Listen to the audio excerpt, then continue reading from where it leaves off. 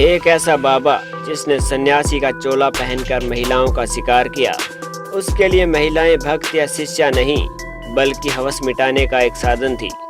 लोगों के लिए यह भगवान से कम नहीं था। नेता हो या फिर अभिनेता, सब इसके पैरों में झुकने को मजबूर थे। इसका नाम था आसाराम बापू, जिसने बापू जैसे नाम को भी कलंकित कर दिया। लड़कियां और महिलाओं के बीच हमेशा गिरा रहने वाला आसाराम अब जेल की सलाखों में सड़ रहा है, तड़प रहा है। लेकिन पाकिस्तान में रहने वाला यह साधारण सा लड़का कैसे इंसान से भगवान और फिर भगवान से शैतान बन गया, चलिए आपको बताते हैं इसकी पूरी कहानी। आसाराम की कलंक कथा को सुनने समझने के लिए आपको आज से करीब 70 साल पहले यानी 1947 में चलना होगा, जब भारत और पाकिस्तान का बंटवारा हुआ। इसी बंटवारे के समय पाकिस्तान में रहने वाला आसाराम नाम का एक लड़का अपने पिता और मां के साथ हिंदुस्तान आया। गुजरात के अहमदनगर में आसुमन ने 4वीं तक पढ़ाई की और इसके बाद आसुमन एक साइकिल की दुकान में काम करने लगा ताकि वो 2 वक्त की रोटी का जुगाड़ कर सके। आसुमल थोड़ा बड़ा हुआ तो राजस्थान के अजमेर में आ गया। कहते हैं कि आसुमल अपने चाचा के साथ रहा करता था और तांगा चलाने का काम करता था। इसी दौरान आसुमल का मन अध्यात्म की ओर बढ़ा और 1964 में आसुमल सन्यासी बन गया। यही वो समय था जब आसुमल ने अपना नाम बदलकर आसाराम बापू रख लिया। 1972 में आसाराम ने अहमदाबाद के लगभग 10 किलोमीटर दूर मोटेरा कस्बे में अपना पहला झोपड़ी की तरह दिखने वाला आश्रम बनाया। यहीं से फिर शुरू हुई आसाराम की कलंक की कथा।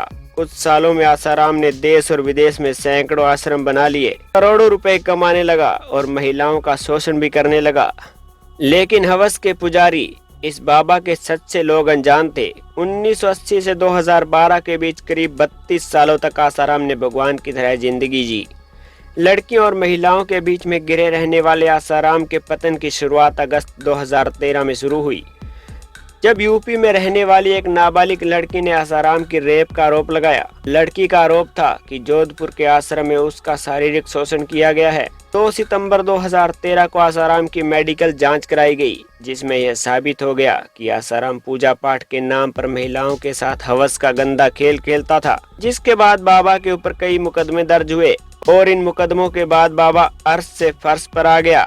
2016 में आयकर विभाग ने आसाराम के करीबन 2300 करोड़ की अघोषित संपत्ति का खुलासा किया था। रिपोर्ट के मुताबिक आसाराम के करीब 400 से ज्यादा आश्रम दुनिया भर में मौजूद हैं। यह आश्रम खुद आसाराम के हैं और कुछ लोगों से जबरन छीन लिए गए हैं। कई आश्रम अभी कानून के जबड़े में फंसे हुए हैं। कहते हैं कि आसाराम लोगों की जबरन जमीन हड़प लेता है। दक्षिणा के नाम पर आसाराम ने करोड़ों रुपए कमाए और जिन भक्तों से करोड़ों रुपए कमाया उन्हीं की बहन बेटियों का शोषण करता रहा। आसाराम के ऊपर यह भी आरोप है कि आसाराम नरबली, हत्या और रेप जैसे अपराधों का आरोपी भी है। खुद को भगवान बताने वाला यह बाबा आज राजस्थान की जोधपुर जेल में बंद है। बाहर निकलने के लिए तड़प रहा है। कभी बीमारी का बहाना बनाता है, कभी नींद में मौत का ख्वाब देखता है। लेकिन अब इसकी जिंदगी लगता है इन सलाखों के पीछे ही कटने वाली है। भले ही यह अपने आप को भगवान समझने वाला बाबा जोधपुर की जेल में बंद है, लेकिन इसके भक्त अभी भी ऐसे हैं जो अब भी इसे भगवान मानते हैं।